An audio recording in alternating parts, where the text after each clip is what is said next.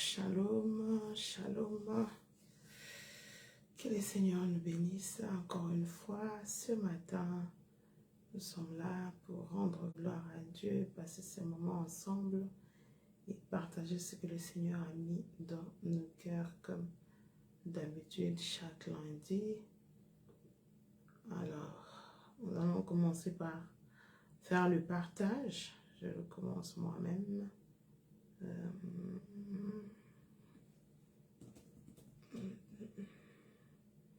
Le temps de me connecter et partager.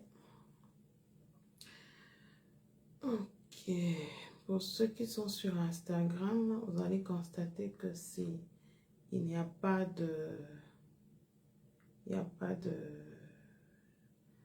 d'image, oui, parce que ça n'a pas été possible. Ce n'est pas vraiment possible pour nous d'avoir les images. Alors, on va s'en contenter, juste le son. Voilà, les temps d'organiser les choses, que le Seigneur nous fasse grâce, qu'on soit en mesure de pouvoir faire les deux. Ça demande un peu plus ceux qui s'y connaissent un peu. Nous croyons que Dieu va nous faire grâce. On aura des gens qui seront capables de nous aider par rapport à ça, par rapport à la technique. Évidemment, ça demande de moyens. Le Seigneur est en train de le faire et nous croyons sincèrement que ça va bien se passer. Alors, nous allons partager par différents moyens. Si vous avez voilà, WhatsApp, partagez, invitez les autres à nous rejoindre. Et nous allons commencer ensemble ce moment par la grâce de Dieu. Alors, nous allons commencer par la prière, évidemment.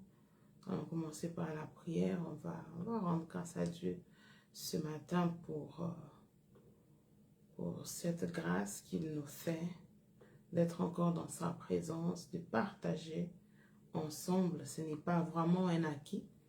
Ce n'est pas vraiment un acquis de pouvoir se retrouver là et autour de la parole de Dieu, autour du Seigneur. Ce n'est pas vraiment ça. C'est vraiment la grâce de Dieu. En ce lundi matin, de la deuxième journée, quasiment les débuts de la semaine, c'est vraiment une grâce et on veut vraiment rendre grâce à Dieu ce matin. Et là où tu es, rejoins-moi, élevons nos voix, disons merci au Seigneur avant de partager la pensée de ce matin. Père, nous te disons merci. Nous te disons merci de tout cœur, un merci qui vient du fond du cœur. Un merci de ceux-là qui considèrent que s'ils sont en vie ce matin, c'est parce que tu as choisi, Seigneur. Ce n'est pas parce que c'est un fait habituel. Ce n'est pas parce que nous avions mis nos réveils. Ce n'est pas parce que nous l'avions voulu ce matin, mais c'est réellement ta grâce. Et nous voulons te dire merci. Merci de tout cœur, Seigneur. Merci. Merci de nous choisir parmi les vivants ce matin. Merci de nous choisir parmi ceux-là que tu veux voir. C'est là que tu veux voir à tes pieds. Ceux qui doivent continuer encore à te servir, à t'adorer, à te glorifier, à amener encore ton étendard encore plus haut. Nous te disons merci. C'est une marque de confiance, Seigneur, que tu laisses encore en vie, que tu laisses encore en train de te servir. C'est une marque de confiance que tu as encore renouvelée ce matin. Nous ne voulons pas prendre cela comme acquis. Nous voulons prendre cela comme, Seigneur, un privilège que tu nous accordes, comme une grâce que tu nous accordes ce matin. Alors, reçois, Seigneur, nos louanges, reçois nos actions de grâce, sois célébré ce matin, sois loué ce matin, que toi seul sois élevé, que ton nom seul soit au-dessus de tous les autres noms, que ton nom seul, Éternel, soit au-dessus de tout nom. Nous te recommandons, Seigneur, la semaine entre tes mains, Saint-Esprit de Dieu. Nous te recommandons cette session entre tes mains. Tout ce que nous allons dire, que ça soit réellement inspiré, que ça soit réellement ce que tu veux donner à chacun de nous. Père, disponibilise les cœurs. Tu sais qui est-ce que tu as prévu de toucher, Seigneur, par ce message. Tu sais qui sont tes cibles. Tu sais que ça soit, Seigneur, instantanément, que ça soit, Seigneur, en différé. Tu sais, Père, qui est-ce que tu vises, qui est-ce que tu vas sauver, qui est-ce que tu vas ramener, qui est-ce que tu vas restaurer, qui est-ce que tu vas guérir. Toi seul sais. Alors, Saint-Esprit de Dieu, nous te supplions Nous te supplions. Nous voulons diminuer, que toi tu croisses en nous, afin que tu parles, toi qui connais bien le cœur, qui connais les situations de chaque famille, qui connais les situations de chaque personne, qui connais les situations de chaque moment de nos vies, Saint-Esprit. Nous voulons te dire, viens papa, viens, nous avons besoin de toi. Honore ce moment par ta présence, couronne ce moment par ta présence. Sois célébré, Esprit de Dieu. Merci pour tout, papa. Au nom de Jésus, nous croyons que tu prends le contrôle de ces lieux. Au nom de Jésus, nous croyons que tu conduis ces moments. Au nom de Jésus, nous croyons que tu inspires les paroles de nos bouches. Au nom de Jésus, nous croyons que tu nous saisis et que tu fais ce que tu sais que tu dois être fait, Saint-Esprit. Merci, Seigneur. Au nom de Jésus. Amen. Alors, nous bénissons Dieu, comme je disais tout à l'heure, nous rendons gloire à Dieu. Prenons le temps de partager, d'inviter les autres. Et voilà, nous allons commencer ce moment de partage. Alors, comme nous avons tous vu, la préparation, l'importance de la préparation spirituelle du mariage. Voilà. C'est notre thème que nous abordons depuis un moment. Le Seigneur nous a mis à cœur vraiment d'en parler et nous voulons réellement que les personnes soient bénies, les couples soient bénis, les hommes et les femmes soient réellement bénis, soient relevés, qu'il y ait des consciences qui se réveillent, qu'il y ait moins d'ignorance, mais qu'il y ait plus de connaissances de la parole de Dieu. Alors aujourd'hui, nous voulons continuer dans ce que nous avons commencé depuis un moment par la grâce de Dieu, l'importance de la préparation spirituelle du mariage. Comme nous l'avons vu l'autre fois, ces moments de préparation restent très importants. Et nous avons dit qui sont concernés par ce moment et à qui est-ce que ce message s'adresse. Nous avons dit que ce message s'adresse à ceux-là qui se sont déjà mariés, à ceux-là qui sont sur le point de se marier, à ceux-là qui se marieront dans un avenir un peu plus lointain. Toutes ces personnes ce message le concerne. Nous avons dit aussi également que la préparation spirituelle du mariage, c'est un moment qui nous sert des fondations par rapport à notre suite dans le mariage. Si nous avons besoin de fonder une famille très solide et stable par la grâce de Dieu, il est important de prendre ce moment de préparation très au sérieux en mettant un point ou un accent sur la préparation spirituelle. On peut bien préparer le mariage, la célébration, je veux dire, la cérémonie, toutes ces choses peuvent être préparées, ce qui est très important aussi. Mais l'importance qu'a la préparation spirituelle de votre mariage est très important parce que de cette préparation dépend de la suite de votre mariage, dépend de la stabilité de votre mariage, dépend vraiment de la suite, on va dire, ça va impacter d'une façon que vous ne pouvez pas imaginer votre suite dans le mariage. Alors, il est important de tenir compte de ces choses. Alors, aujourd'hui, nous voulons toujours continuer sur la même chose et le Seigneur nous a amenés à voir un autre aspect de choses, toujours par rapport à cette importance de la préparation du mariage spirituel. Et en disant cela, nous sommes allés dans le passage des Juges 6, à partir du premier verset, vous allez descendre, vous pouvez même lire tout le passage, vous verrez que vous comprendrez la logique de choses, comment est-ce que le Saint-Esprit nous a amenés.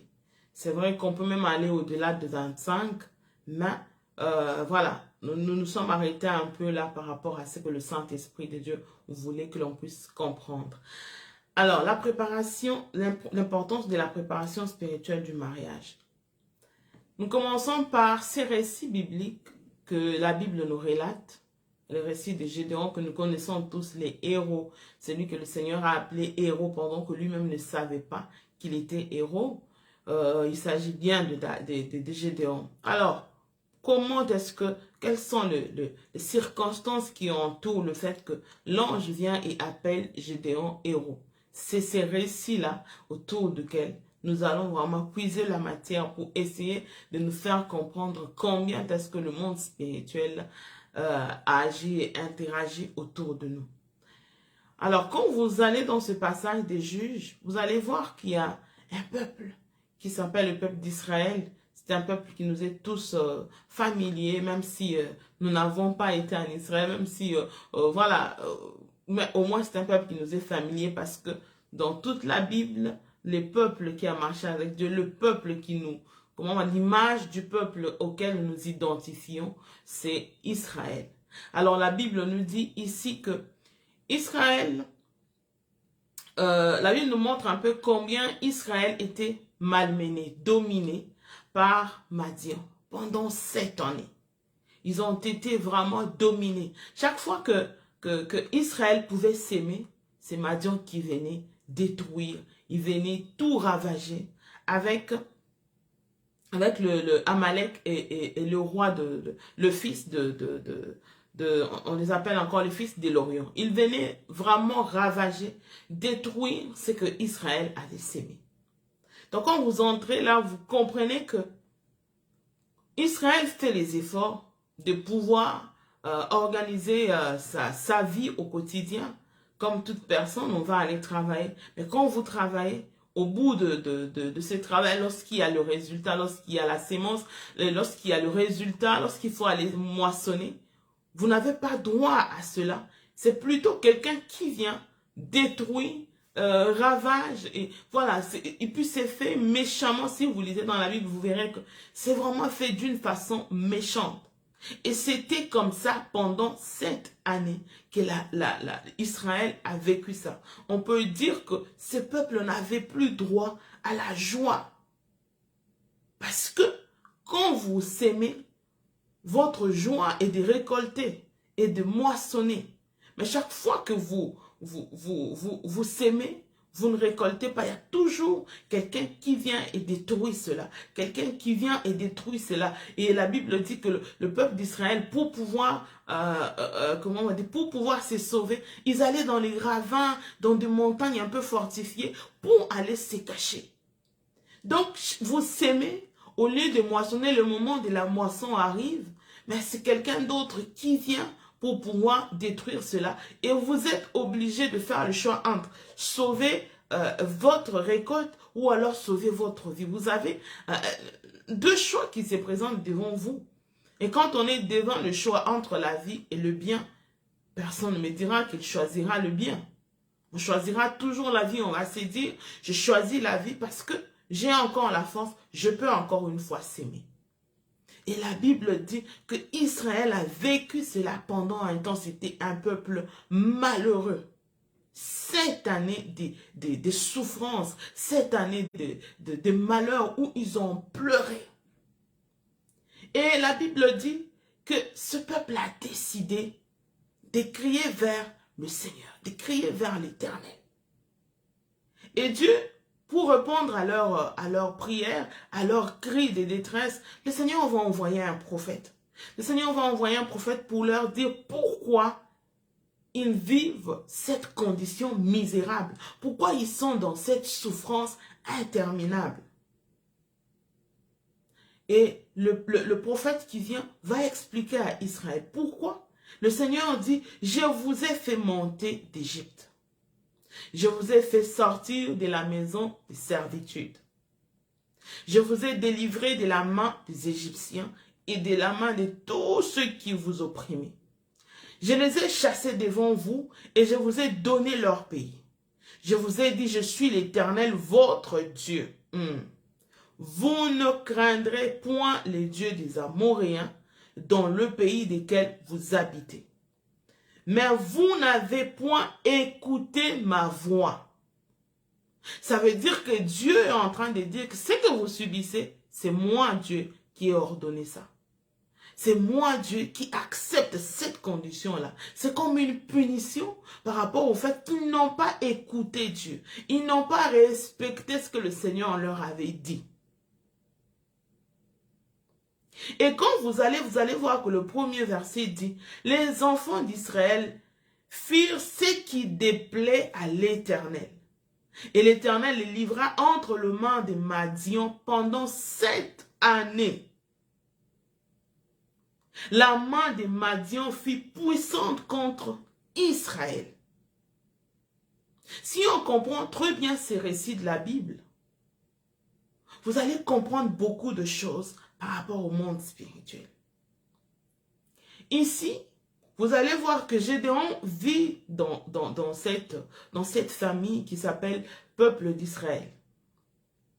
Mais lui, l'époque où le Seigneur est en train de rappeler que je vous ai sauvé, je vous ai sorti d'Israël, de l'Égypte, je vous ai fait monter de là, je vous ai donné ce pays. Il n'était pas là. Il n'était pas là. Là, on parle de l'époque de Moïse, Josué et les autres qui ont vu la gloire de Dieu. Puisque le Seigneur est avec eux depuis un moment en alliance, le Seigneur considère que cette famille lui appartient. Et cette famille de Gédéon a comme fondation Dieu.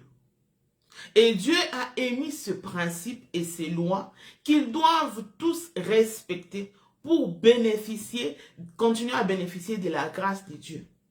Mais ici, la Bible dit qu'ils ont fait ce qui n'a pas plu au Seigneur. C'est comme ça que Dieu a décidé de les livrer entre les mains de Madian. Pourquoi je suis en train de parler de ce, vous allez me dire la préparation spirituelle du mariage, vous parlez des Madian. Non. Ici, comprenez que chaque famille a une fondation spirituelle sur laquelle elle est assise et qui fait sa force. C'est une évidence. Que vous le sachiez ou pas, que vous le vouliez ou pas, que vous l'acceptiez ou pas, la chose, elle est telle qu'elle et c'est une vérité. C'est de là que chaque famille tire son sens d'existence. Quand je dis le sens d'existence, ça veut dire qu'à partir de là, il y a des lois qui sont établies. Les enfants d'Israël n'avaient pas le droit d'adorer un autre Dieu, à part les dieux qui les a sauvés d'Égypte. Le peuple d'Israël ne pouvait pas aller au-delà des lois prescrites de Moïse avec lesquelles ils marchaient. Mais il se trouve qu'ils ont transgressé cette loi. Et le Seigneur les a punis.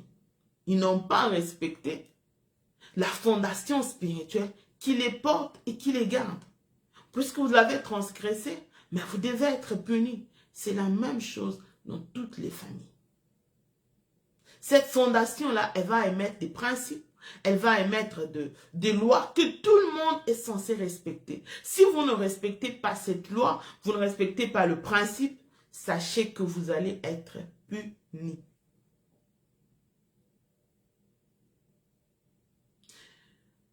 Comme nous le savons tous, la plupart de nos familles, je parle de nos familles d'une manière générale, nous avons tous les ancêtres. Que l'on soit blanc, que l'on soit noir, tout le monde a au moins ses ancêtres. Et nos ancêtres à tous, on n'a pas tous commencé avec la vie chrétienne ou avec la vie avec Dieu. La majorité, pour nous qui venons d'Afrique, nous savons qu'en majorité, nos parents ou nos grands-parents avaient des dieux traditionnels, je vais les dire comme ça. On va dire chaque royaume à l'époque, chaque village, certains les vivent jusqu'aujourd'hui. Ils ont leur Dieu. Et à ces dieux-là, on fait des sacrifices. C'est comme ça que vous verrez que il y a des familles où quand on a des jumeaux, il y a des choses que l'on fait pour les jumeaux. Il y a des cérémonies que l'on fait qui sont purement traditionnelles. Rien à voir avec Dieu. C'est vraiment traditionnel. C'est comme ça, ça s'impose à tout le monde. Il y en a qui savent que quand tu as les jumeaux aussi, il y a des noms qui se donnent automatiquement. Je ne peux pas me localiser par rapport aux ethnies vraiment. Je sais qu'il y a les Omba et Chako. Il y en a, pour ceux que je connais un peu plus, il y a les Kankou et les Mbouyi. Oui, je crois, oui. Mbouyi et Kankou, Mbouyi et Kabanga, les deux. Et puis il y en a Voilà. Il y a aussi le nom du genre, un enfant, un garçon qui vient après 3 ou 4 filles, quelque chose comme ça, ou une fille qui vient après 3. Il y a déjà un nom automatiquement. Ces choses-là, vous pensez que ça vient comme ça par hasard? Non. Non. Il y a des lois qui sont établies dans les familles. Ce nom-là, pourquoi y a-t-il ce nom-là? Pourquoi y a-t-il des cérémonies? Pourquoi quand on est aîné, il faut qu'on fasse ceci? Ça veut dire que ce sont des lois, ce sont des principes que tout le monde doit respecter en famille. Mais malheureusement, des lois qui tirent leur soubassement dans cette fondation qui n'est pas des dieux, qui n'est pas chrétienne. Et imaginez-vous que ces fondations-là nous suivent. C'est ce qui façonne nos vies. C'est ce qui détermine qu'est-ce que nous allons être demain. Ce qui a déterminé la vie d'Israël, c'était les dieux. C'est Dieu qui les a sortis d'Égypte. Il y a comme une alliance. C'est un peuple de Dieu. Le peuple de Dieu s'est détourné de Dieu. Et Dieu les punit. Parce que vous vous êtes détournés. J'ai autant fait pour vous. Regardez ce que j'ai fait pour vous. J'ai fait ceci, j'ai fait cela. Et après tout cela, vous voulez vous détourner des principes, de lois que moi, Dieu établit. C'est par ces lois-là que vous êtes bénis. C'est par ces lois-là que vous êtes sauvés. Et vous décidez de vous détourner de cela. Maintenant, regardez comment Dieu va faire les choses. Il va élever Gédéon. Pour répondre à cela, il a dit à Israël ce qui se passait. Parce qu'Israël devait avoir conscience. Dieu ne peut pas venir élever quelqu'un pour sauver Israël sans que Israël ne sache pourquoi ce qui lui arrive est en train d'arriver. Parce que tout ce qui arrive a toujours une explication. Il n'y a jamais rien qui arrive comme ça au hasard. Tout ce qui nous arrive, il y a toujours une explication. Il y a une source, il y a origine et autre. Et pendant que Dieu est en train d'expliquer à Israël pourquoi ils sont en train de vivre la situation qu'ils sont en train de vivre, Dieu va envoyer son ange pour aller parler à Gédéon. C'est là qu'il va élever Gédéon comme un vaillant héros. Dieu va dire à Gédéon, voilà ce que tu dois faire. Maintenant, regardez ce qui se passe. Parce que c'est bien de faire les constats, comme Israël fait les constats. Tu peux être là, tu commences ta vie de couple et tu te rends compte qu'il y a des choses qui ne marchent pas. Et ces choses-là, il n'y a pas que toi, c'est tout le monde dans la famille qui les vit. Israël, ce n'était pas des gens choisis à la volée, non. La Bible dit que c'est tout le peuple d'Israël qui fouillait. Il fallait fouiller pour sauver sa vie. Ceux qui n'étaient pas capables, ceux-là qui n'étaient pas capables, subissaient la loi de Madian, ils étaient tués. Donc si tu as la force, tu as au moins la capacité de fuir. Mais ils n'avaient pas droit à la joie. Donc pendant ces 7 années-là, ils étaient en train de subir la loi de Dieu, une loi spirituelle. Parce qu'ils n'ont pas obéi à Dieu, ils n'ont pas obéi à ceux qui le portent, à cette fondation spirituelle qui les porte. Ils n'ont pas tenu compte de cela. Regardez maintenant comment le Seigneur va faire. Pour aider Israël à sortir de là, il va élever Gédéon. Alors, Gédéon ne va pas aller juste parce que le Seigneur a dit et puis il va partir. Nous savons tous, Gédéon est la seule personne dans la Bible, je l'ai dit, il a fait faire à Dieu autant de tout pour être sûr que c'est vraiment Dieu qui l'envoie, c'est vraiment l'appel de Dieu. Et il avait peur parce que il ne voulait même pas accepter. Il se disait, mais Seigneur, je suis le plus petit d'une petite nation. Je suis même voilà, mon ethnie est les plus petits. Je ne représente rien. Je ne devrais même pas être dans ta tête pour être vu comme un héros. C'était quasiment impossible pour lui. Mais c'est celui-là que Dieu va prendre pour pouvoir sauver Israël. Qu'est-ce que Dieu va faire? Dieu va dire à Gédéon, la première des choses, avant d'aller attaquer Madian, ce qu'il faut faire, c'est qu'il faut aller détruire. Parce que le peuple d'Israël, au lieu d'ériger Dieu comme leur Dieu, ils ont plutôt érigé les monuments ou la statuette, l'idole des Baals. Et ils devaient aller détruire cet autel qui faisait la force de monde de ténèbres sur Israël. Et Dieu va aussi lui dire comment il va le faire. Parce qu'il ne suffit pas seulement d'avoir l'information, mais il faut aussi savoir comment on doit le faire. Il y a certaines personnes, on vient de lui dire, hey, tu sais que telle personne en famille, ceci, cela. Au lieu d'aller demander au Seigneur, pourquoi tu as voulu que j'ai cette information? Est-ce que j'ai quelque chose à dire, à faire? Comment je devrais le faire? Non, je vais aller comme ça. On va se dire des choses. Je vais lui dire que je t'ai découvert ceci ou cela. Non. Et le Seigneur va venir dans la nuit dire à Gédéon, vas-y, tu vas détruire l'autel de Baal et tu vas construire un autel pour moi. Et lorsque le Seigneur lui dit ça, lui également, il n'est pas allé comme ça à l'aveuglette parce que le Seigneur a dit non. Il connaissait bien son peuple, il savait très bien qu'en allant le faire, il allait s'attirer des problèmes. Qu'est-ce que Gédéon va faire? La Bible dit qu'il s'est résolu de le faire la nuit, pendant que tout le monde dormait, dans la plus grande discrétion. Il va aller et détruire les autels de Baal. Et quand il le détruit, la Bible dit qu'il a automatiquement construit l'autel de Dieu. Et après avoir fait ça, il n'est pas resté là. La Bible dit qu'il s'est d'abord éloigné pour éviter les représailles après. Parce qu'on va voir que juste après, le lendemain matin, les gens se rendent compte que Baal n'est plus là. Qui a fait ça? Et ils vont se renseigner. On va leur dire, c'est les fils de Joas, Gédéon, qui a fait cela. La Bible dit qu'ils sont allés vers Joas à la maison pour dire, sors-nous Gédéon, on va les tuer ici.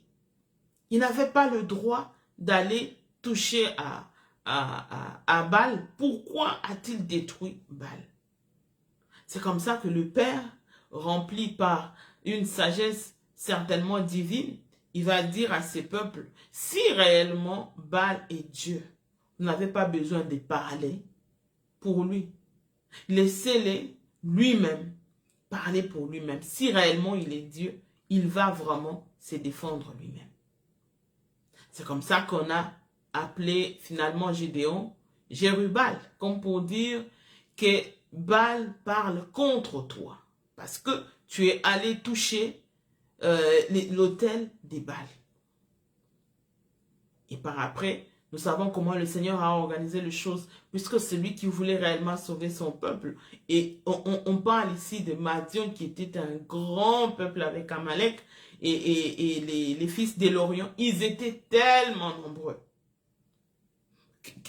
Quoi de plus normal que l'on puisse exprimer la peur comme Gédéon l'a fait? Gédéon va exprimer la peur, il va se dire, mais en allant, moi là, je risque de m'exposer. Est-ce que c'est une bonne idée de partir et aller se battre contre ce peuple?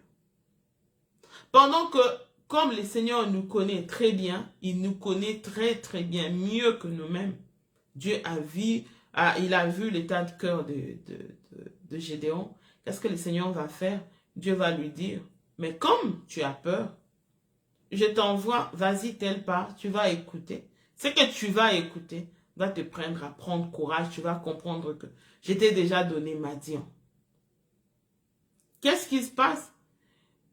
Ici, il y a des Madians qui sont assis. Un raconte un rêve qu'il a fait, selon lesquels, voilà, qui montre un peu la victoire de Gédéon, parce qu'ils ont déjà appris qu'il y a un héros, il y a un combattant que le Seigneur a élevé, toutes ces choses-là.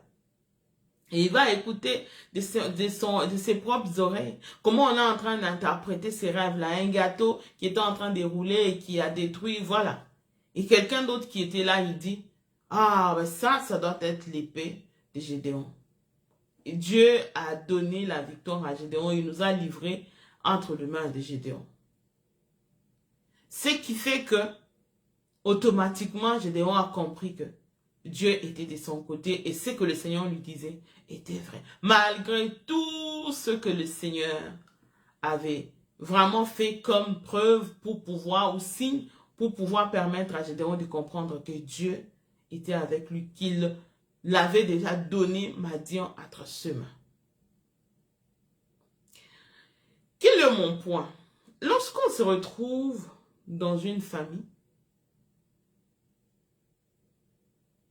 on doit être conscient du fait que chaque famille a ses lois spirituelles qui régissent tout le monde. Et ces lois-là, ils n'existent pas par hasard parce qu'il y a eu des alliances qui ont été faites par nos grands-parents d'une manière ou d'une autre. À l'époque, nos grands-parents ne connaissent pas encore les seigneurs. La majorité en tout cas. Ils n'avaient pas encore reçu Jésus. La bonne nouvelle n'était pas arrivée jusqu'à eux. Il fallait au moins se protéger. Il fallait au moins se débrouiller. Il fallait au moins avoir un support spirituel. Il fallait au moins avoir une fondation spirituelle. Quelque chose qui vous conduit, quelque chose... Voilà.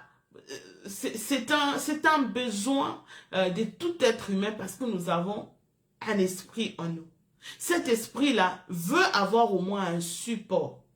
C'est comme ça que nos grands-parents, ils pouvaient aller contracter ou avoir des contrats spirituels. Qui aujourd'hui, vous allez voir, plusieurs familles en Afrique sont décimées. Beaucoup de familles sont décimées.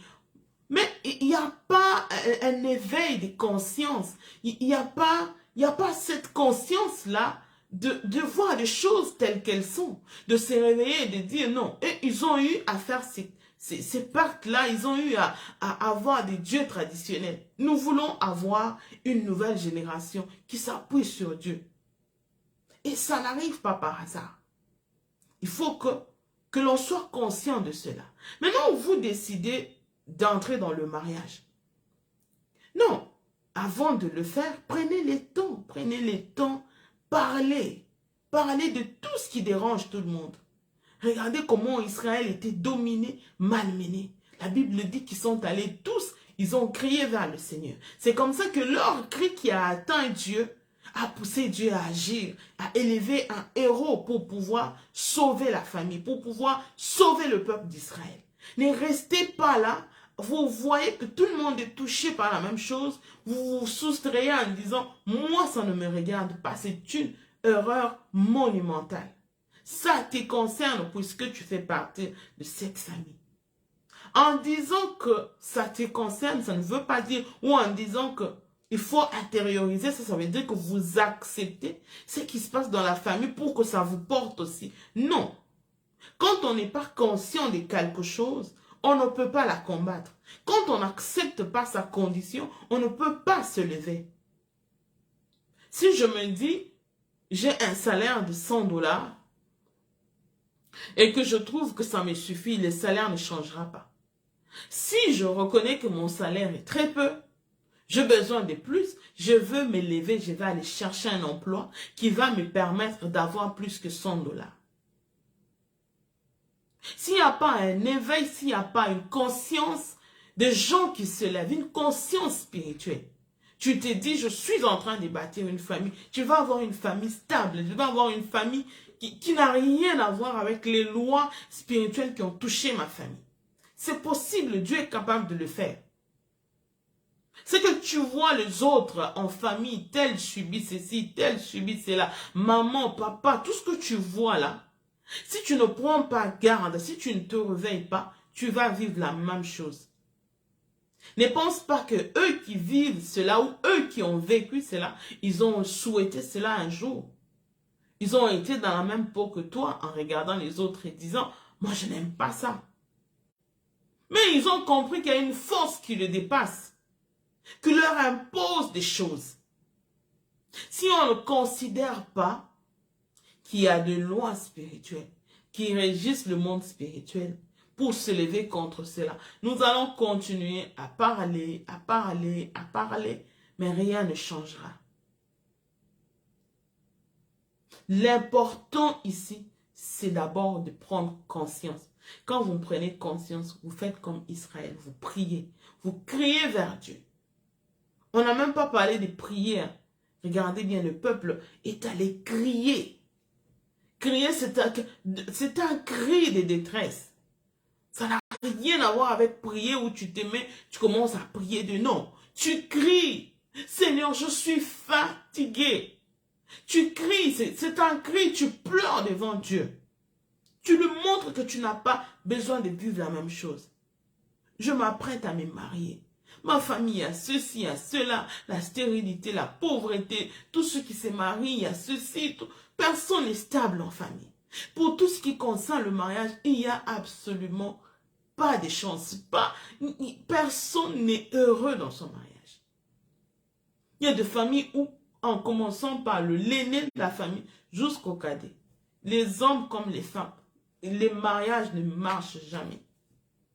Tous sont revenus dans la famille.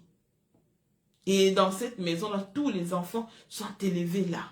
Et tout le monde trouve cette situation normale. Non, il y a quelque chose. Il y a quelque chose, il y a une loi de famille qui frappe tout le monde. Mais qui est capable de se lever et dire non pour ses enfants? Parce que c'est l'héritage que vos enfants vont hériter. Les parents vous ont légué cela. Vous voulez aussi léguer cela à vos enfants. Si c'est ce que vous voulez. Mais moi, je ne léguerai pas à mes enfants ce que j'ai vu chez les autres dans ma famille. Je ne le ferai pas. Il y a des choses que nous avons décidé, ça ne passera pas. Et par la grâce de Dieu, beaucoup de choses sont tombées. Et quand on arrive à avoir cette victoire, ce n'est pas un acquis de rester dedans, vous vous dites, yes, c'est bon. Attention, parce que quand vous transgressez la loi spirituelle, il va y avoir des représailles. Regardez ce que Israël a subi, ça c'est avec le Seigneur. Parce que c'est un peuple de Dieu. Si votre famille a été consacrée à un Dieu quelconque et que vous décidez, vous, d'aller à votre manière de sortir des limites de famille, vous allez subir le représailles. Vous allez subir le représailles. C'est comme ça que vous verrez qu'il y a certaines personnes, à peine il est béni, et puis pouf, il y a un malheur qui arrive. C'est une punition. Parce que si vous regardez, vous verrez qu'il y a quelque chose de différent chez lui par rapport aux autres. Peut-être qu'il y en a qui n'ont pas eu la grâce d'atteindre même les niveaux universitaires. Mais toi, tu as eu la grâce d'atteindre les niveaux universitaires. Maintenant, quand tu commences à regarder de gauche à droite par rapport au mariage, tu trouves que ça ne marche pas. Ou alors, les personnes qui arrivent, tu te dis, non mais ça, c'est pas possible. Ou alors, tu cherches l'emploi, il n'y a pas d'emploi. Il y a toujours quelque chose qui fait que, quand tu regardes, tu as envie de dire, mais Dieu est avec moi ou pas?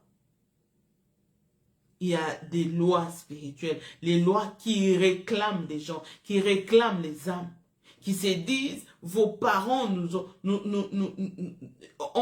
ont contracté avec nous des alliances.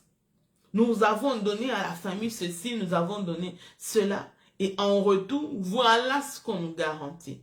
Et nous sommes là. Et dans chaque famille, il y a des gens qui sont là pour faire en sorte que ces lois soient respectées. Quand les lois ne sont pas respectées, ces géants-là spirituels sont là pour faire activer les punitions spirituelles. Les réclamations de famille sont réelles. N'attendez pas qu'un prophète vienne vous dire, ah, je vois dans votre famille, il y a une instabilité dans le mariage qui risque de vous toucher et prenez le temps de prier pour cela. Et puis vous trouvez que non, ok, c'est quelque chose de nouveau. Non, c'est quelque chose que vous êtes capable de voir de vos propres yeux parce que vous avez la connaissance. Parce que vous lisez la parole de Dieu. Puisque vous avez le Saint-Esprit en vous et que vous êtes exposé à ces choses. N'attendez pas qu'un prophète vienne prendre cela et utiliser. En tout cas, si tu dis que je suis prophète, ça veut dire que je peux être prophète de beaucoup de personnes. Il suffit pour moi de regarder la famille. Je vais te dire tout de suite, qu'est-ce qui ne va pas? Quelles sont les choses sur lesquelles il faut aller travailler. Ce n'est pas la connaissance spirituelle, des choses spirituelles que nous avons, que je peux dire ces choses-là. Rien à voir avec le fait que le Saint-Esprit, voilà, le Saint-Esprit me dit, je vois ceci, je vois cela. Non. Juste en passant un seul jour, je peux voir et dire, il y a ceci, il y a cela. Alors, il faut aller travailler sur ça, travailler sur ceci et cela. C'est comme ça que comment je vais dire ça?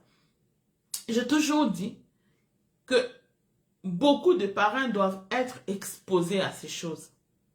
Quand on reçoit des couples pour les aider à la préparation, ne soyons pas toujours là pour donner des cadeaux, donner de l'argent.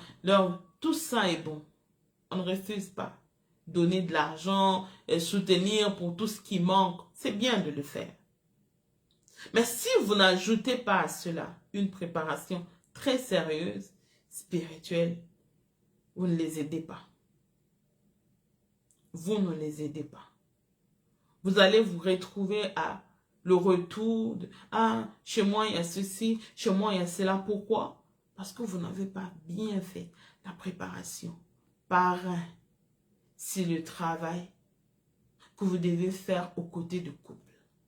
Préparation, préparation spirituelle. Prenez le temps de parler avec chacun des conjoints ou chacun des prétendants au mariage. Parlez avec eux. Essayez de connaître leur famille. Quelle est la qualité de vie des parents? Sur le plan financier, sur le plan marital, sur le plan relationnel, sur le plan social. Comment est-ce que sont les parents? Éducationnel, tout ça est important. Et aller au-delà, essayer de voir. Sans probablement aller chercher seulement un prophète qui vient nous dire qu'est-ce qui se passe spirituellement, on va prier sur quoi. Non. Juste ces choses-là, que chacun de nous prend le temps de se plaindre par rapport à sa famille. Oh, tel grand frère, voilà, lui, il est toujours comme ça, il n'est pas responsable, il n'est pas ceci. Prends ça au sérieux.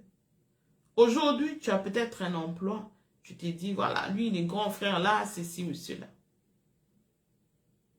Et quand tu regardes, le grand frère n'est pas seul, la majorité des personnes. Et quasiment comme ça. Comprends que c'est une loi spirituelle. Et que toi, tu es l'exception qui a franchi la limite. Maintenant, pose-toi la question.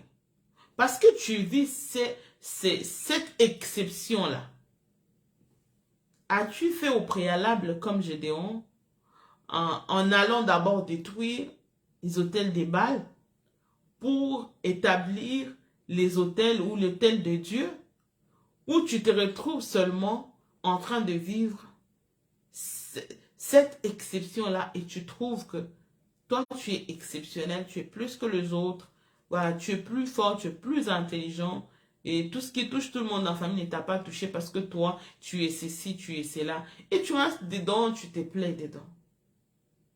Je peux déjà te dire que si tu considères les choses de cette façon-là, attends-toi à une surprise désagréable.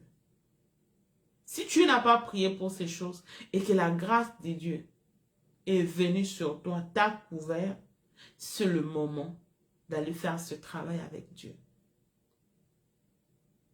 C'est le moment d'aller parler avec le Seigneur. Père, je suis dans une famille où tout le monde est ceci et cela. Et moi, j'ai vu une exception. Est-ce que ça veut dire que cette exception que je vis, c'est réellement ta grâce? Si c'est réellement ta grâce, comment je dois faire pour faire sauter les verrous? Puisque là, si moi je vis exceptionnellement cette grâce, par quel mécanisme tu l'as fait? Comment tu veux? Tu es en train de chercher les voies et moyens pour pérenniser cette grâce que le Seigneur t'a faite. Tu ne vas pas prendre ça pour acquis et rester dedans, c'est fini. Nous avons assisté à beaucoup de personnes. Parfois même des gens qui meurent très tôt. Tu regardes une personne qui décède avant. Mais qui était là comme le soutien de toute la famille.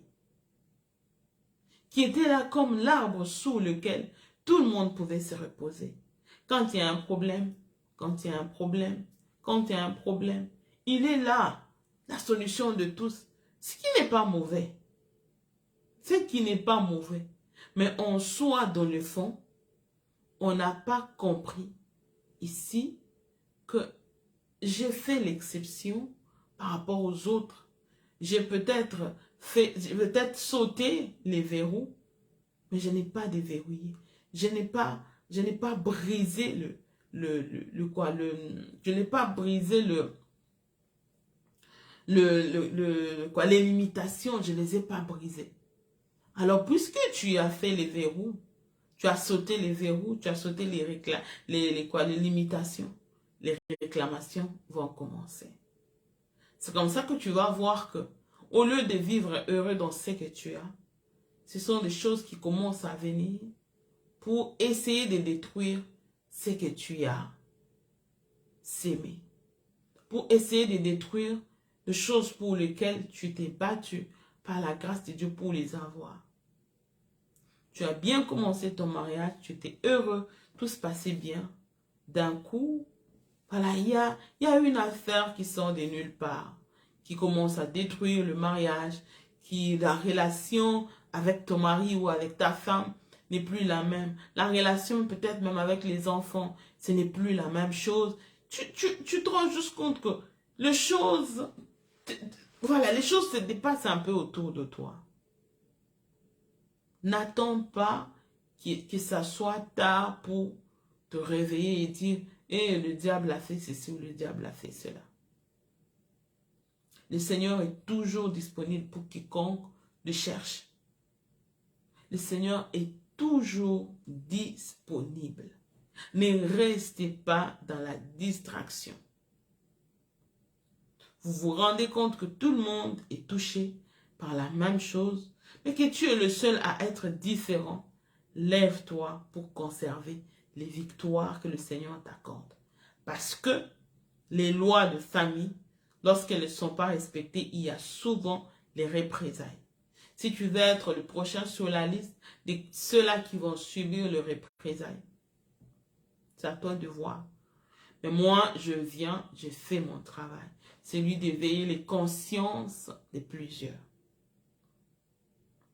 Ces choses sont tellement précieuses que si vous rentrez dans le fond, vous comprendrez que notre vie tout entière dépend de cela. Réveille-toi de là où tu es. Identifie ce qui ne va pas. Identifie. Pas seulement sur toi pour l'instant. Identifie ce qui ne va pas chez les autres. Ce qui touche tout le monde, on va dire les dénominateurs communs de tout le monde en famille. Prends cela. N'attends pas que ça te touche pour que tu aies prié. Prends cela. Va écrire vers Dieu. Désolé. Va écrire vers Dieu. Crie à Dieu. Crie vraiment à Dieu. Le Seigneur va te répondre. Il va te dire d'abord pourquoi ces choses se passent. Pourquoi ça arrive comme ça. Pourquoi les gens sont détruits de cette façon-là. Deuxièmement, il va te donner les voies et moyens pour détruire les autels sataniques qui détruisent ou sur lesquels les esprits mauvais ou les démons s'appuient pour trouver la force et venir assujettir toute la famille. Et il va t'instruire sur comment est-ce que tu vas construire un autel pour le Seigneur. Parce qu'il ne suffit pas seulement de détruire l'autel de Baal. Il faut aussi construire l'autel de Dieu. Parce que ne peut pas y avoir un vide. Quand on détruit, on doit reconstruire un autre. Alors tout ça, ça demande des directives claires de la part du Seigneur. Comment tu le fais? Comment tu vas le faire? À quel moment? De quelle manière? Tout ça est important. Tout ça est très, très important. Vous êtes peut-être déjà marié. Tu es peut-être une femme mariée ou un homme. Tu te rends compte que partout où tu passes, Probablement, le prophète te dise la même chose. Et tu regardes réellement avec tes propres yeux, tu peux voir qu'il y a ce problème-là en famille qui touche tout le monde. Et ces problèmes semblent commencer à menacer aussi ta vie. N'attends pas. N'attends pas. J'ai tellement des exemples fleuves, des personnes qui ont été touchées par les choses. Quelqu'un qui vivait exceptionnellement, tu regardes qu'il est le seul dans sa famille, qui est un peu différent, qui est un peu stable, qui, voilà, qui quand tu regardes quand même un semblant de vie.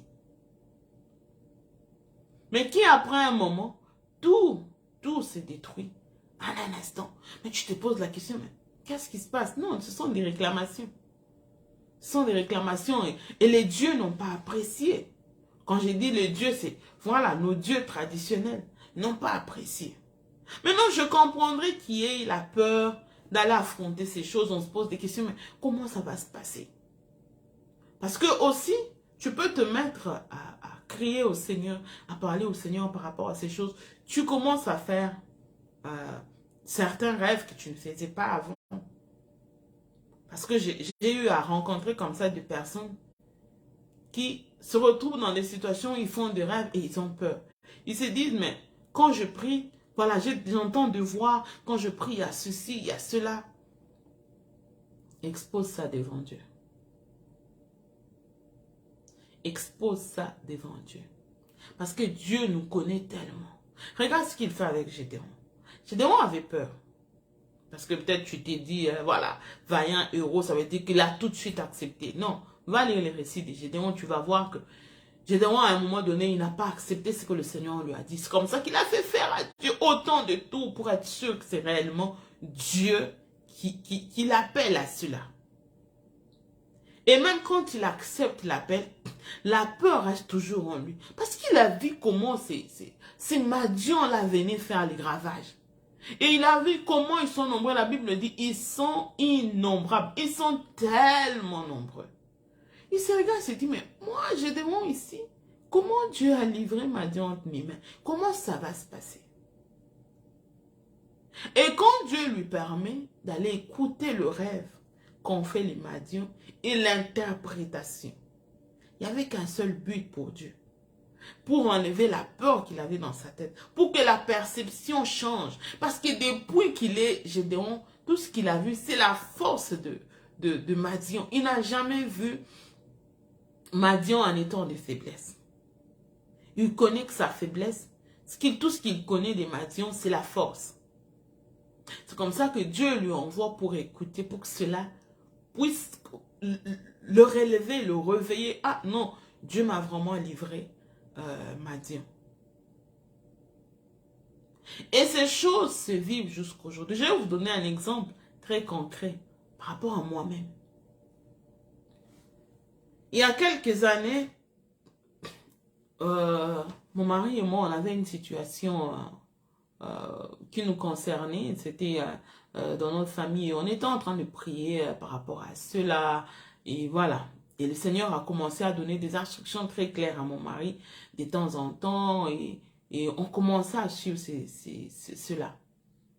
Mais comme vous le savez, en tant qu'humain, parfois vous vous posez des questions, mais des questions poussées parfois par la peur. Vous vous dites, voilà, comment ça va se passer?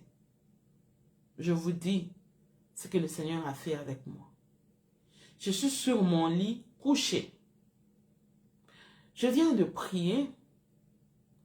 Et je pense qu'entre les temps de vouloir méditer, le Seigneur m'ouvre l'oreille. J'entends dans mon esprit le bruit. Maintenant, un bruit qui ressemble à voilà, je ne dirais pas un bruit de guerre, mais les gens qui se tiraillent un peu. Et les gens qui se tiraillent, qu'est-ce que les gens disent dans les tiraillements? Oh, nous avons échoué. Et après, c'est comme s'il y a quelqu'un qui s'entêtait pour continuer encore à venir encore nous attaquer. Et il y a maintenant quelqu'un qui lui dit, comme pour dire, ah, nous avons échoué, en partant, tu risques d'aller t'exposer encore une fois. Je vous dis, cette expérience-là m'a rendue plus que jamais audacieuse sur le plan spirituel. Je l'avais toujours été pour ceux qui me connaissent. Je l'avais toujours été. Mais humainement parlant, il y a des situations par lesquelles nous passons, parfois, qui amènent un peu le doute. Parce que nous sommes humains, nous sommes des personnes humaines. Il y a parfois les côtés humains qui peuvent ressurgir et qui peuvent amener certaines émotions et toutes ces choses-là. J'ai entendu de mes propres oreilles. Mais ce n'est pas venu par hasard. C'est en allant cherchant le Seigneur. En allant tout le temps parler à Dieu. Seigneur, voici ceci. Seigneur, Seigneur. Seigneur a dit non. Peut-être que quand je parle, je rassure. C'est pas très clair. Je vais t'amener dans le monde de ténèbres. Que tu écoutes toi-même comment tes ennemis eux-mêmes reconnaissent qu'ils ont échoué. Donc retiens-le, ils ont échoué. Et je l'ai retenu jusqu'aujourd'hui. Et je vous dis sincèrement. Plus rien n'est jamais resté pareil depuis ces jours. On n'a pas cessé par la grâce de Dieu de voir autant de victoires que le Seigneur nous accorde par sa grâce. Pas parce que nous sommes forts, non. Mais parce que nous avons d'abord intériorisé ces choses dont je vous parle. Donc je suis un matériel didactique. Je suis quelqu'un qui a vécu ces choses. Je suis quelqu'un que le Seigneur a fait passer par ces choses. Il m'a ouvert les yeux. Et mon mari et moi, on n'a plus jamais été la même personne. On n'a plus la même perception qu'on avait autrefois.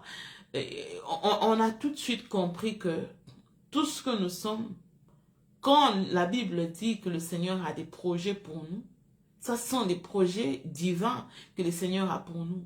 Mais il se trouve aussi que le monde de ténèbres a des projets pour nous. Et ce monde de ténèbres-là, ça ne vient pas d'ailleurs, ça vient de nos familles. Ma mère me disait, la bénédiction ou la malédiction, on sort avec de chez soi. Ça veut dire que c'est notre maison, la maison qui nous a vu naître, qui nous a gardés, protégés. On peut dire les parents, c'est cette maison-là, la bénédiction ou la malédiction de cette famille qui vous accompagne dans la suite de votre vie. Mais cela ne veut pas dire qu'il n'y aura pas de... Si vous sortez d'une famille bien par la grâce de Dieu, vous n'allez pas avoir des attaques de l'ennemi. Il y en aura toujours. Il y en aura toujours. Mais au moins, quand vous êtes couvert par cette famille, quand vous êtes couvert par cette bénédiction de votre famille, les attaques là parfois sont limitées, n'ont pas de grande portée, ne peuvent vraiment pas avoir, je dis, de l'ampleur ou de l'impact sur votre vie. Donc c'est ce que j'aimerais que cette jeunesse puisse prendre conscience de cela. Sachez que les parents d'aujourd'hui que vous êtes la maison dans laquelle des futurs mamans, papas, hommes de Dieu, serviteurs de Dieu, des ministres, des chefs d'État vont sortir. Il faut qu'ils sortent avec la bénédiction. Que votre maison soit une bénédiction, pas une malédiction. Que votre maison soit une maison qui rassure, par laquelle si quelqu'un passe, il est béni. Je ne dirai jamais assez, j'ai toujours béni le Seigneur pour mes parents, principalement ma mère, qui le dit souvent. Chaque personne qui est passée par chez nous, j'ai vu des choses. Parfois, il y en a qui sont venus, clairement, qui sont d'une famille détruite, tout ça. Et maman plaçait toujours des mots pour dire, cette famille dans laquelle tu es venu, ça, c'est la famille de Dieu. C'est une grâce, cette maison. Quiconque entre dans cette maison sort toujours avec une grâce exceptionnelle. Si tu saisis cela, tu vas avoir ta grâce. Plusieurs personnes, certaines personnes peuvent peut-être se reconnaître dans ce que je suis en train de dire, qui sont passées par chez nous. Ils ont eu cette grâce-là. Maman savait toujours bénir chaque personne. Elle était capable de faire des déclarations pour déconnecter certaines personnes de malédictions qui sortaient de leur famille. Pourquoi? Parce que elle savait combien c'est important la bénédiction de la maison dans laquelle nous sortons.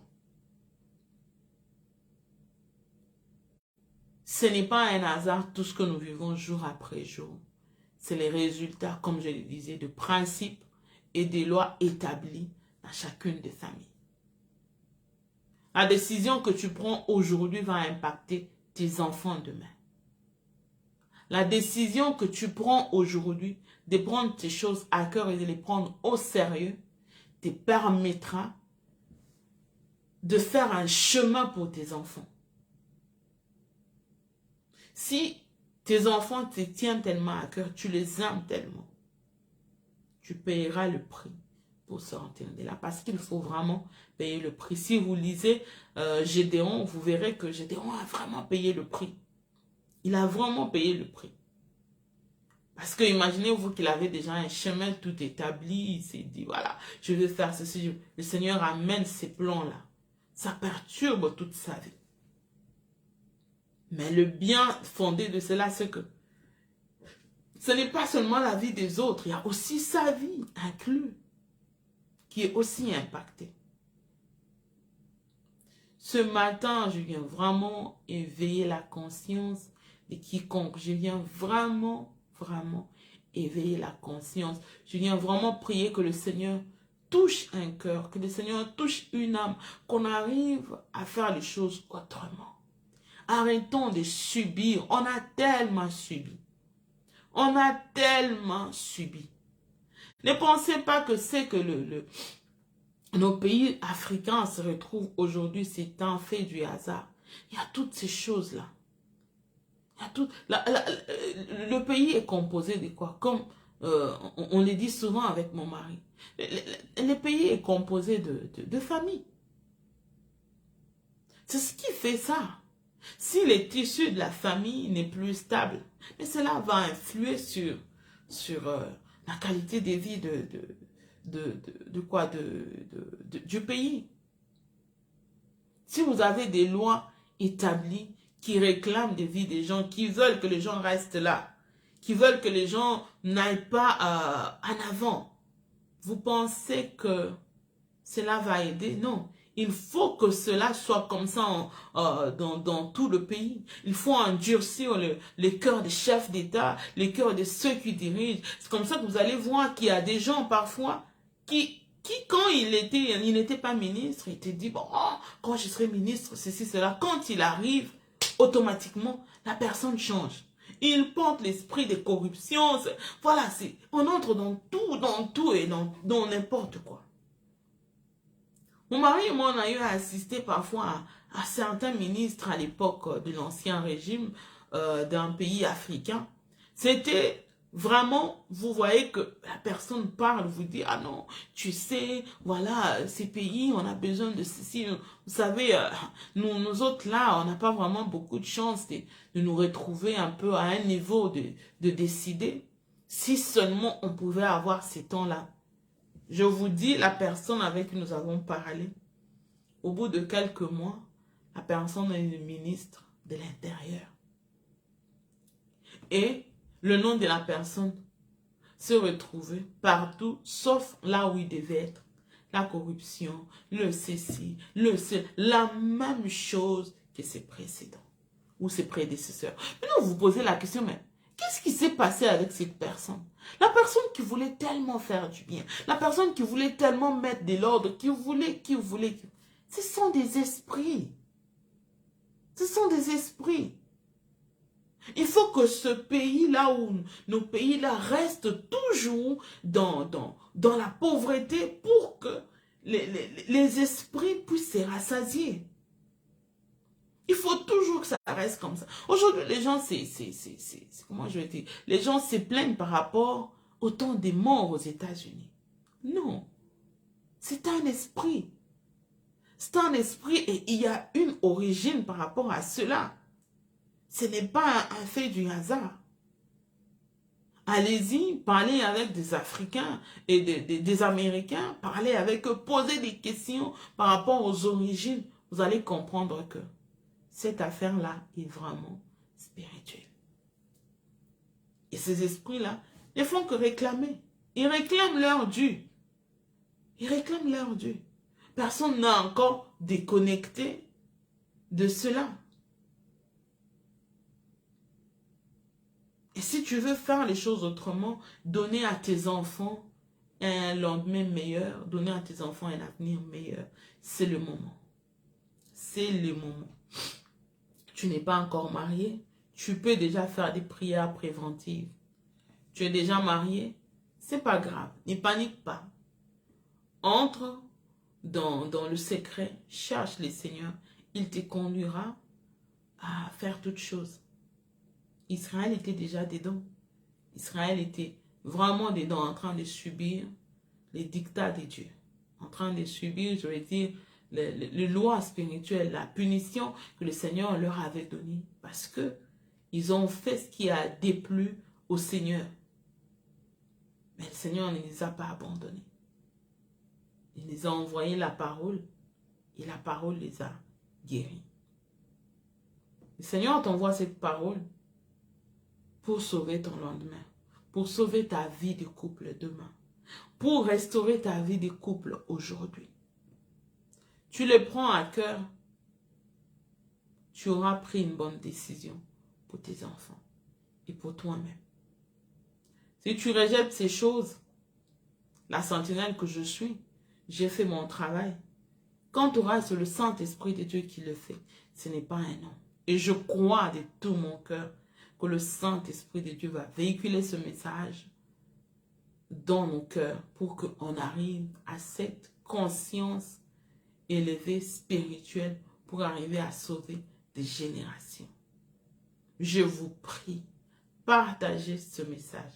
Partageons ce message à quiconque pour essayer de réveiller les consciences et amener à avoir une nouvelle génération de personnes qui sont instruites spirituellement parlant à un niveau où ils seront capables de pouvoir tenir tête ou mettre fin au règne des Baals dans nos familles. Il est temps qu'on se réveille. Il n'est pas question de rester chrétien, juste un chrétien de dimanche, on part à l'église, un chrétien des montagnes, nous montons à la montagne, nous revenons tout le temps. Non, nous devons des chrétiens qui vivent cette chrétienté-là dans notre vie de tout le jour. Cela passe par la stabilité de notre vie. Quand on parle de notre vie, on parle de la famille qui doit être stable. Et on ne peut pas rester là et continuer à en parler, en parler, en parler. Nous avons tellement vu des scandales sur les réseaux sociaux de personnes, quand vous regardez dans le fond, sont des réclamations.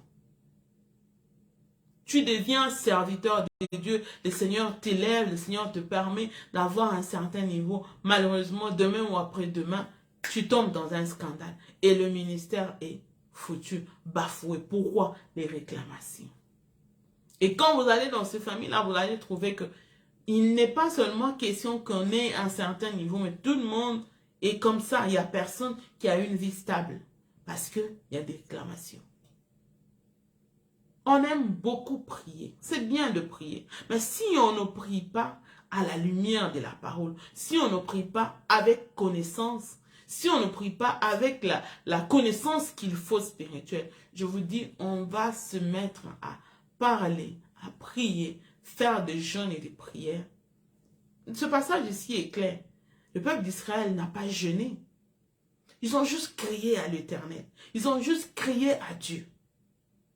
Parce qu'ils ont fait les constats. Ils ont compris que ça, il faut que Dieu nous aide. Ils se sont éloignés de Baal et allaient prier le Seigneur. C'est comme ça que le Seigneur est venu. Il a donné des instructions.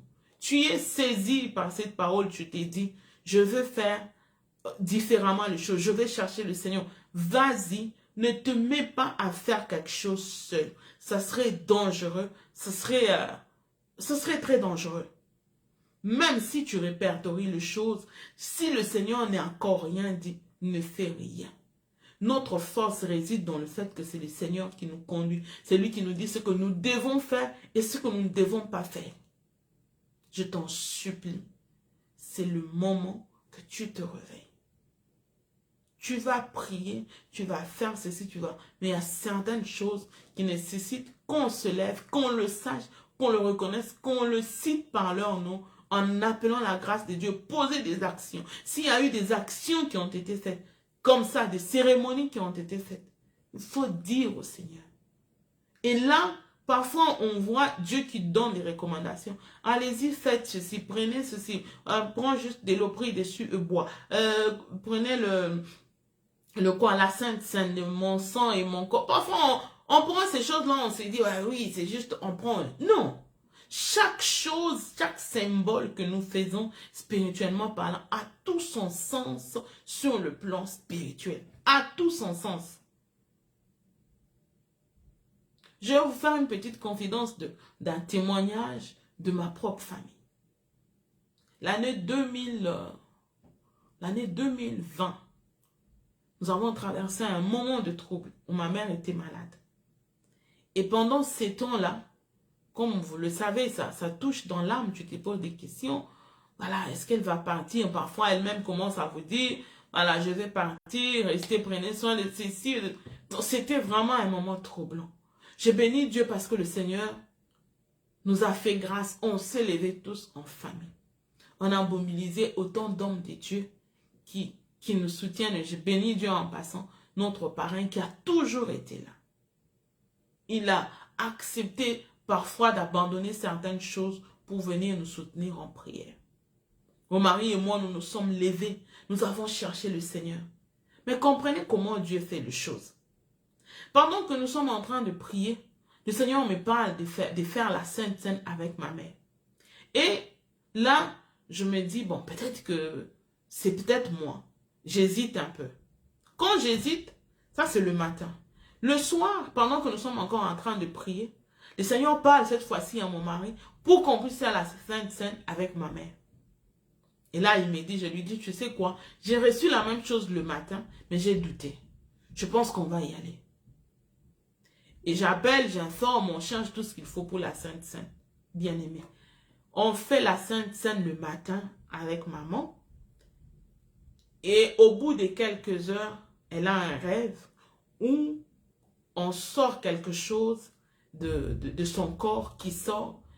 Et depuis ce jour-là, le diagnostic de médecin, le même jour, quand elle me dit ça, je lui dis, maman, tu sais quoi, tu es guérie. Il fallait une nouvelle intervention chirurgicale. J'ai dit, il n'y en aura pas. J'ai dit à mon père, allez reprendre les examens puisque le Seigneur vient de guérir. Et quand on part, on fait les examens. Plus aucune trace. Plus aucune trace. Depuis ce jour-là, ma mère est guérie. Elle est en vie. Ça va bientôt faire 2 ans que le Seigneur l'a guérie. Pendant qu'il fallait qu'il y ait une intervention chirurgicale, mais Dieu l'a fait par sa grâce. Juste par la Sainte Seine. Ce n'est pas une Sainte Seine qu'on a fait avec un pasteur, je vous dis, non. Une Sainte Seine qui a été faite juste avec mon mari, qui l'a fait avec maman. Et j'étais là et d'autres personnes, papa était là autour.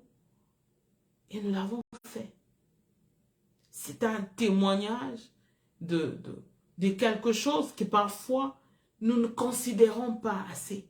On prend parfois cela pour acquis, c'est juste la Sainte Seine. On prend et puis c'est fini. Non. Chaque symbole a son sens et a un impact sur notre vie. Voilà pourquoi il est important, tu pries, prends le temps d'écouter qu'est-ce que le Seigneur dit. Oui, tu as parlé, oui, mais après, il faut écouter l'instruction divine. Que le Seigneur nous bénisse. J'espère que ce moment a été bénéfique pour chacun. Je nous prie, prenez le temps de partager. Partagez ce message. J'aimerais vraiment qu'il y ait un réveil, vraiment de conscience des jeunes, de ceux qui viennent se marier, de ceux qui sont déjà mariés, qui dealent avec des choses. En tout cas, que l'on partage ce message pour que plusieurs personnes soient vraiment guéries et sortent de l'ignorance.